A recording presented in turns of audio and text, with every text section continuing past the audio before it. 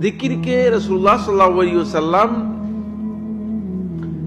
আত্মার মতো মনে করেছেন, যেমন দেহের জন্য আত্মা। যেমন আপনার একটা দেহ আছে, এটা হচ্ছে আপনার আসলে অবকাঠামো, আর এর ইন্টারনাল ইনসাইট যেই বিষয়টি সেটা হচ্ছে আত্মা। আপনার আত্মা যদি না থাকে তাহলে আপনার যে দেহটা আছে, যে শরীরটা আছে, এটা কোনো মূল্য থাকবে কিনা? না, কোনো মূল্য নেই। ফলে রাসূলুল্লাহ সাল্লাল্লাহু আলাইহি ওয়াসাল্লাম এখানে জিকিরকে উল্লেখ করেছেন এইভাবে যে এটা রূহের মতো।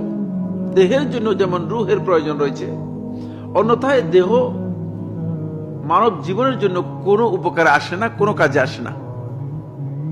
পচে যাওয়া ছাড়া আর কিছুই যে দেহের কি নেই, কোনো কল্যাণ নেই। ঠিক অনুরূপ ভাবে আল্লাহ রাব্বুল আলামিনের জিকিরের মর্যাদা হচ্ছে এমন, যদি আল্লাহ রাব্বুল আলামিনের জিকির আল্লাহর বান্দার অন্তরের মধ্যে না থাকে তাহলে তার দেহটা একেবারেই প্রাণহীন।